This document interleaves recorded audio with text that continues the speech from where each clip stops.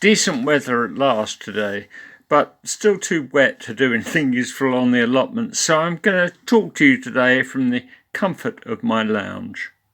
I said I was going to tell you about some of the small creatures that live on my allotment, and I'm going to start today with slugs.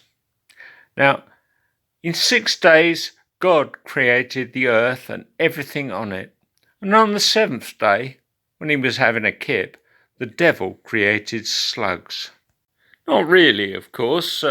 They have their place in nature. On the compost heap, for example, they eat all the rubbish you put on there and help turn it into good soil. But in the wrong place, they can be a real pest.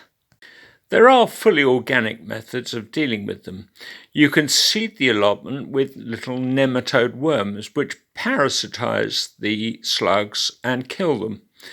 The trouble is that it's not a particularly cheap method, and in any case, unless you can treat a very large area, treat all the allotments, you kill the slugs die, the worms die, and a whole load more slugs come in from next door. Slugs aren't exactly sprinters. I guess they can do about a foot or two in a minute, but in an hour they can travel the length of your allotment, and they can smell your tender little shoots miles away. I don't like to use chemicals on my allotment, but as my neighbour Jeff says, either you kill them or they kill you. So this is my chosen method for dealing with slugs. Slug pellets. They're a kind of baited poison for slugs, and it says on the label that they're eco-friendly and that they're approved for use with an organic system. But it also has some dire warnings about keeping them away from children and pets and washing your hands after use. So I use them very sparingly. I sprinkle a few of these pellets around the young plants I'm trying to protect.